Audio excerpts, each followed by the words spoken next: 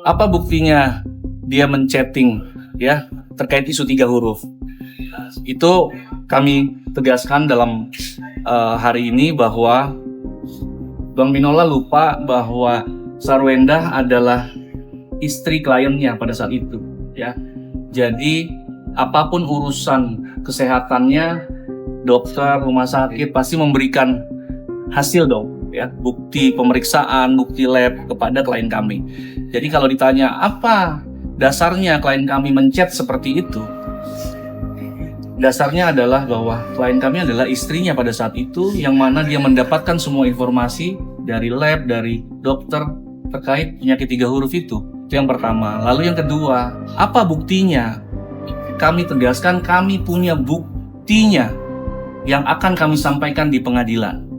Jadi kami tidak buka di sini, tapi kami buka bukti itu di pengadilan. Dan punya buktinya? Punya. Kami punya buktinya ya, terkait penyakit 3 huruf. Tetapi sekali lagi kami tidak menyampaikan apa itu penyakit 3 hurufnya ya, yang tidak sengaja terbuka karena chattingan kuasa hukum, karena chattingan yang tidak sengaja terbuka oleh kuasa hukum RO ya. Lalu mereka melakukan tes juga ya, tes juga lalu ditunjukkan kepada media lagi tesnya terhadap 3 huruf itu juga ya. Nah, 3 huruf itu apa? Tidak keluar dari mulut kami ya. Jadi ini adalah satu hal yang sudah lama kami persiapkan, melihat bahwa ini adalah salah satu isu yang selalu disampaikan oleh pihak S terkait dengan masalah kesehatan ya. Jadi sebenarnya bukti ini mau kami gunakan untuk proses mediasi, untuk proses persidangan, dan tidak kami ingin tunjukkan kepada masyarakat. Tapi karena ini demi kepentingan dan nama baik klien kami, mau tidak mau bukti itu akan kami sampaikan lebih awal dari apa yang seharusnya.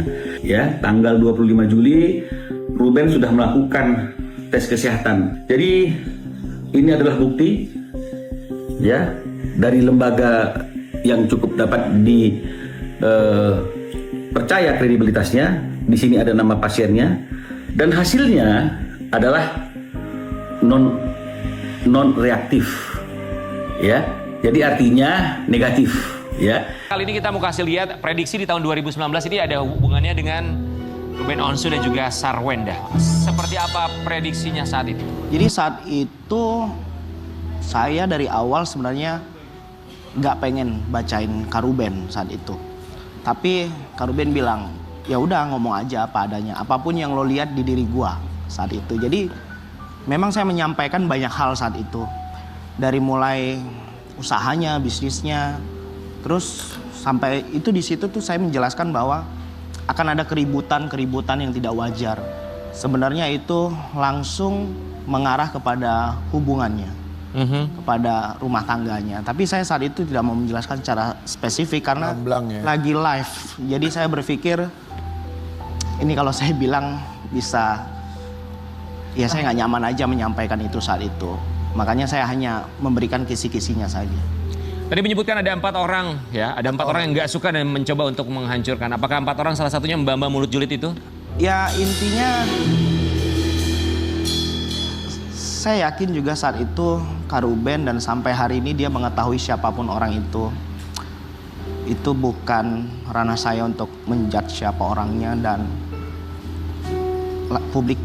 Saya nggak merasa tidak layak untuk mengungkap siapa 4 orang itu. Walaupun saya tahu dan Kak Ruben tahu karena saat itu dia sering dimimpiin. Jadi saat itu saya bilang sama Kak Ruben bahwa kakak tahu 4 orang ini setelah live. Kamu sering dimimpiin oleh orang-orang tersebut secara bergantian. Dan dia nggak menjawab, dia hanya diam, sudah. Oke, Wirang melihat kasus ini, kelanjutan akan seperti apa dari Ruben Onsu akan mendapatkan apa yang pantas dia dapatkan. Dia akan berkumpul dengan orang yang dia cintai, sangat bahagia. Dan anak-anak akan berkumpul dengan Ruben. Dan banyak sekali kontras yang terjadi yang akan publik lihat. Siapa yang baik, siapa yang tidak baik. Apakah benar memang ada hal yang dirahasiakan oleh Ruben Onsu? Jika ada, apakah itu? Simak videonya sampai habis. Nah, masuk ICU itu karena kan per 3 bulan biasanya aku Sarwendah itu selalu cek darah. cek kesehatan gitu.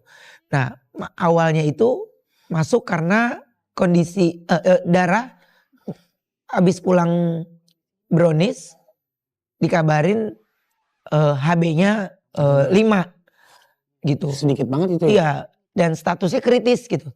Hah, kritis? Sementara gue lagi meeting, nggak ada yang gue rasa, nggak ada yang gue apa gitu. Dan ya meetingnya gini, apa jangan-jangan karena meetingnya kan saya selalu milih meeting tuh di ruangan yang AC-nya bisa diatur gitu. Jadi, kritis gitu. Ntar dulu deh, gue syuting dulu ke Tawa Berkah gitu. Hah? Masih sempat syuting? Gue gak ada rasa sama, ya kenapa gue sempat syuting, Raffi gak ada, Anwar gak ada. Jadi ya terus siapa nih gitu. Lu profesional banget Ben, tapi jangan Ya. ngituin diri lu sendiri. Sama penyakit yang non medis kayak seperti ini, kiriman apa segala macam. Lu udah sampai mana tuh? Akhirnya yang tadinya kaget akhirnya gimana? Kalau lu mau tanya mah ya Neneng deh udah saksi hidup. Gue bilang Neng lu jangan mati dulu, gue bingung kalau lu mati itu gimana. Yang juru kunci gue buat ngomongin gue karena ya karena gue banyak cerita ke manajer kan. Iya, Neneng itu Tujuannya- manajernya Ruben Onsu. Betul. Jadi aku banyak cerita ke manajer tuh karena guna kalau gue ada apa, gue gimana, lu tahu suasana hati gue kayak apa.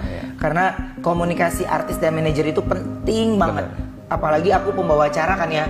Jadi suasana hati kan minimal manajer tahu, oh dia lagi gini, dia lagi gini. Jadi manajer udah orang yang paling mengerti setelah istri menurutku. Ini Dan Po Neneng ini mengerti banget. banget, banget dia. Oke. Jadi Makanya suaminya sayang banget sama dia. iya. Orang lain aja ngerti apalagi Iya, apalagi gini. Oke. Kayak gue bilang gini, apalagi gini, makanya gini. Aku sering kejadian-kejadian Iya. sering cerita gitu. Oke. Ini kaitannya sama Neneng itu sering cerita. Jadi mau percaya medis atau non medis, makanya aku tetap percayanya itu enggak ini medis, enggak ini medis, enggak ini medis. Sekalipun non medisnya dahsyat. Enggak, kan mistis itu apa selain ular yang ketemu terus apa lagi sih? Nah ini yang aku Yang terbaru? yang terbaru nih. Yang terbaru. Ya yang ini gue share di tempat Mas Eko nih pertama ya. Jadi ketika aku share ini, aku tuh awalnya aku biasa kayak gini, cuman sempet tergoyang karena ke Onyo. Oh, Ojo juga akhirnya kena Bukan kena.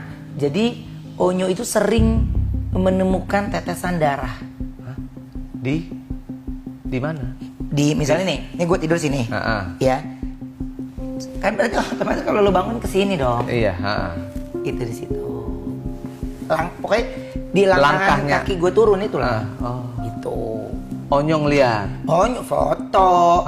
Itu. Tapi lu sama sekali nggak keluar darah segala macam. Nggak ada sama sekali. Oke. Nggak ada sama sekali. Nah ini sebenarnya ada kaitan panjang nih mas kalau gue cerita Nggak tuh. apa-apa ya. Jadi nganter ini- bisa gue edit akhirnya nggak ada. Jadi ini tuh apa namanya? Iya mungkin karena gue bergantung ke Onyo ya, dimana dia sebagai anak laki-laki yang harus menjadi tulang punggungnya, yang harus menjadi pelindung buat adik-adiknya, juga pelindung buat bundanya. Jadi mungkin karena dia udah semakin dewasa, kayak semakin kebatinan Suasana gua tuh kebatinannya kena. semakin kena gitu. Iya. Jadi dia cuman bilang ayah nemuin ini gitu. Dia foto, dia capture. Itu gue sedih banget. Kenapa sih? Iya karena gue nggak mau dia banyak tahu sebenarnya.